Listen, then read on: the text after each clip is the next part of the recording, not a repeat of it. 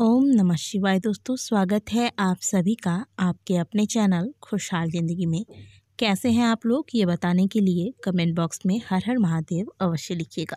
दोस्तों, 14 जुलाई से महादेव तथा उनके सभी भक्तों का सबसे प्रिय महीना यानी कि सावन का महीना शुरू हो रहा है और इस महीने से ही चातुर्मास शुरू होता है। साल का ये महीना पूजा पाठ, जप तप, दान, हवन इत्यादि के लिए सबसे महत्वपूर्ण माना गया है।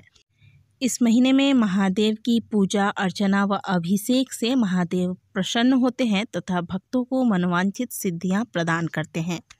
ये वो महीना है जिस महीने में यदि कोई भक्त महादेव को प्रसन्न करने में सफल हो जाता है तो उसकी जीवन में चाहे कैसी भी विषम परिस्थिति हो, महादेव उस भक्त का हाथ पकड़ लेते हैं और फिर उसे उन सभी परिस्थितियों से स्वयं बाहर लेकर आते हैं।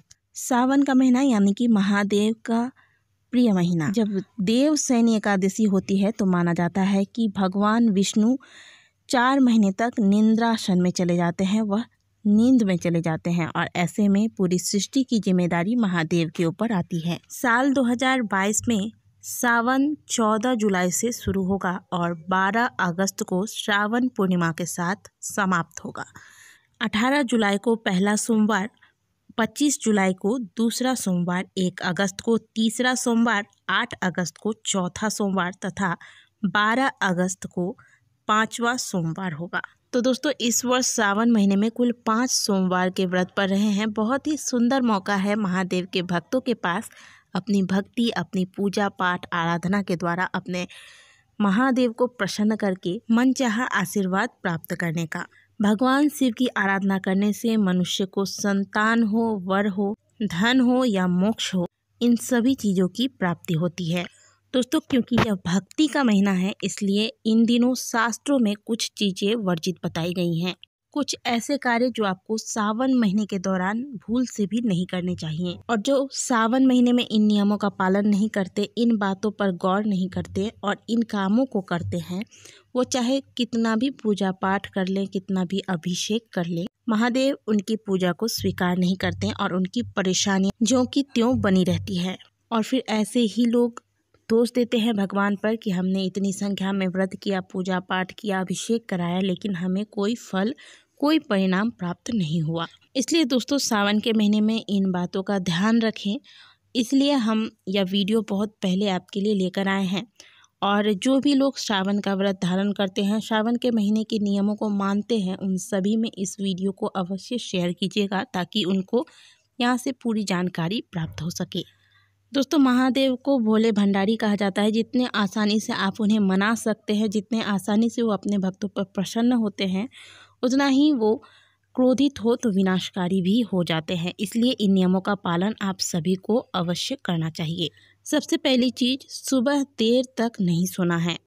पूरे सावन महीने में यदि आप महादेव की पूजा आराधना करते हैं और उनकी कृपा पाना चाहते हैं तो आप सूर्योदय से पहले बिस्तर का त्याग कर दें। प्रातःकाल जल्दी उठें, उठते ही पहले बिस्तर पर बैठकर महादेव के नामों का स्मरण करें। इसके बाद आपके जो नित्य के कार्य होते हैं वह सभी करने के बाद स्नान कर लें और स्नान के बाद आपने अगर मंदिर जाने का ठाना है, पूरे सावन महीने में बहुत से लोग मंदिर जाते हैं, तो अगर आपको मंदिर जाना हो तो आप मंदिर जाएं और अगर घर पे पूजा करते हैं तो घर पे करें। लेकिन पूरे श्रावण महीने में जो प्रातःकाल की पूजा आप करते हैं वह आप 8 बजे के अंदर कर ले तो यही श्रेष्ठ होगा। अगला नियम है कि पूरे श्रावण महीने में आपको काले रंग के वस्त्र धारण नहीं करने हैं। इसके अलावा पूजा के दौरान आपको ढीले ढीले से वस्त्र धारण करने चाहिए। इसीलिए हमारे हिंदू धर्म में पूजा के दौरान पुरुषों को धोती कुर्ता पहन के पूजा करने के लिए कहा जाता है। कौन से रंग के वस्त्र धारण करें? आप पूरे श्रावण महीने में पीले, सफ़ेद, क्रीम कलर के, हरा, लाल, केसरिया इत्यादि रंगों का चुनाव करें। और महिलाओं को पूरे श्रावण महीने में सौभाग्य की प्राप्ति के लिए ज़्यादा से ज़्यादा हरे रंग का इस्तेमाल करना चाहिए। तीसरा नियम है खान पान का परहेज। श्रावण महीने में खान पान का परहेज करना बहुत ज़रूरी होता है। कहा जाता है कि श्रावण महीने में दूध, दही, पनीर इत्यादि ये सभी हमारे शरीर में वात पित्त दोष बढ़ाते हैं। इसलिए इस महीने में दूध, दही इत्यादि से महादेव का अभिषेक करना चाहिए। लेकिन जो लोग दूध के बिना नहीं रह सकते, जैसे कि दूध से बहुत से लोग चाय बनाकर पीते हैं या फिर छोटे छोटे बच्चे होते हैं, उन्हें दूध की आवश्यकता होती है, तो ऐसे में पूरे श्रावण महीने में दूध को बहुत अच्छे से उबाल कर इसके बाद प्रयोग में लाएं। इसके अलावा सावन महीने में पत्तेदार सब्जियां, साग इत्यादि का सेवन नहीं करना चाहिए। श्रावण महीने में इन चीज़ों में वात बढ़ाने वाले तत्व बढ़ जाते हैं, जो कि हमारे शरीर के लिए हानिकारक है। इसीलिए यह नियम बनाया गया है कि श्रावण महीने में पत्तेदार सब्जियां, साग इत्यादि का सेवन नहीं किया जाए। साग के बाद बैगन मना किया जाता है सावन महीने में, क्योंकि बैगन को अशुद्ध माना गया है। आपने देखा होगा कि एकादशी का व्रत का पालन जो भी लोग करते हैं वह बैगन का सेवन नहीं करते।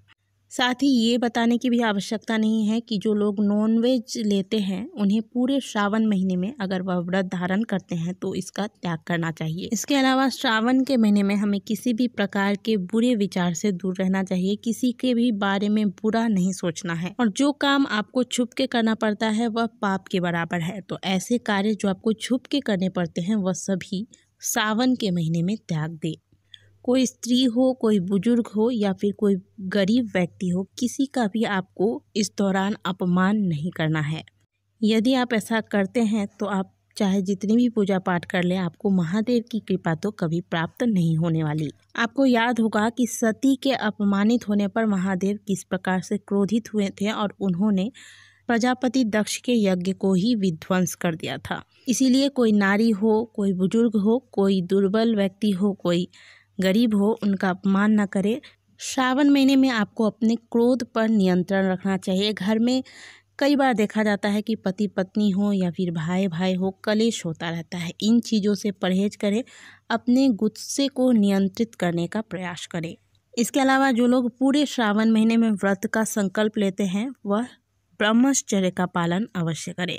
तो ये कुछ चीज़ें हैं जिनका ध्यान आपको पूरे श्रावण महीने में रखनी चाहिए। अब आते हैं पूजा में होने वाली कुछ गलतियों पर, जो हम अक्सर पूजा के दौरान जाने अनजाने में कर देते हैं। यदि आपके घर में आपने शिवलिंग की स्थापना की है तो प्रतिदिन आप शिवलिंग की पूजा करें। भले आप मंदिर जाते हैं तो भी आपको यहाँ पर पूजा आराधना पहले कर लेनी है, इसके बाद ही मंदिर जाना है। दूसरी बात, श्रावण महीने में अभिषेक किया जाता है।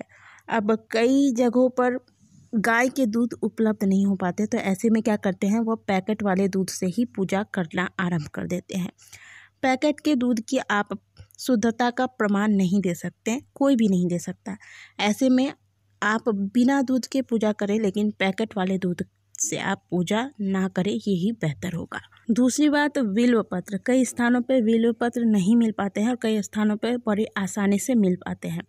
तो अगर आपको बिल्व पत्र मिल जाता है तो आप प्रतिदिन कम से कम एक बिल्व पत्र तो महादेव के शिवलिंग पर अवश्य पूरे सावन महीने में अर्पित करें। लेकिन ध्यान रखें कि यह बिल्व पत्र कहीं से भी कटा फटा ना हो।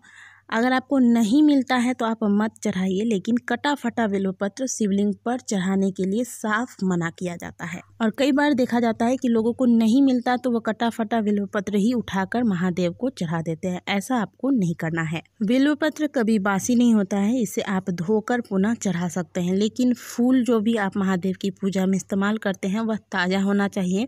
बासी मुरझाए हुए फूल आपको महादेव को अर्पित नहीं करने हैं। महादेव को सफ़ेद रंग के पुष्प विशेष रूप से पसंद होते हैं। सफ़ेद रंग का आंकड़ा, सफ़ेद धतूरा इत्यादि आप महादेव को अर्पित करें, लेकिन केतकी और चंपा ये दोनों पुष्प महादेव को बिल्कुल भी भूल से भी आपको अर्पित नहीं करने हैं। महादेव को दूध चढ़ाते वक्त हमेशा ध्यान रखें कि जिस पात्र में आप दूध लेते हैं वह कभी भी तांबे का ना हो। तांबे के पात्र में दूध रखने से वह विषैला हो जाता है और फिर आप महादेव को दूध नहीं विष अर्पित करते हैं। इसीलिए भूल से भी आपको तांबे के पात्र में दूध लेकर महादेव का अभिषेक नहीं करना है। महादेव की पूजा में आप सफ़ेद, पीले या फिर केसरिया रंग के चंदन का इस्तेमाल करें। लाल रंग का चंदन या फिर रोली, हल्दी इत्यादि का इस्तेमाल ना करें। हम अक्सर पूजा में शंख का प्रयोग करते हैं। चाहे पूजा समाप्त हो तो शंख का प्रयोग करते हैं। पूजा आरंभ होने से पहले और अभिषेक के दौरान भी शंख का इस्तेमाल करते हैं, लेकिन महादेव के पूजा में शंख का इस्तेमाल वर्जित बताया गया है। शिव जी के पूजा में उनके अभिषेक के दौरान कभी भी भूल से भी आपको शंख का इस्तेमाल नहीं करना चाहिए। जब से महादेव ने शंखचूड़ नामक दैत्य का वध किया था, तब से उनके पूजा में शंख का इस्तेमाल नहीं किया जाता। महादेव के पूजा में जो भी आप अक्षत का इस्तेमाल करते हैं वह टूटे हुए ना हो, इस बात का ध्यान रखें। गलती से भी आपको महादेव की पूजा में टूटे हुए अक्षत, तुलसी इत्यादि का प्रयोग नहीं करना है। तो दोस्तों, बहुत जल्द सावन का महीना शुरू होने वाला है और ऐसे में इन नियमों को अवश्य जान लें और इनका ध्यान अवश्य रखें। अगर आप पूरे श्रावण महीने में महादेव की पूजा अर्चना करते हैं और चाहते हैं कि वह विफल ना जाए, तो इन बातों पर ध्यान अवश्य दें। पूरे महीने में आप पूजा पाठ, व्रत इत्यादि करेंगे और इन नियमों का पालन नहीं करेंगे, ये सारी गलतियां करते रहेंगे, तो आपको पूजा का कोई फल प्राप्त नहीं होगा। आशा करते हैं कि आज की दी गई जानकारी आपको अच्छी लगी होगी। वीडियो अच्छी लगी है तो वीडियो को लाइक करें, कमेंट बॉक्स में हर हर महादेव जरूर लिखें। मिलते हैं आपसे अगले वीडियो में, तब तक के लिए ओम नमः शिवाय, हर हर महादेव।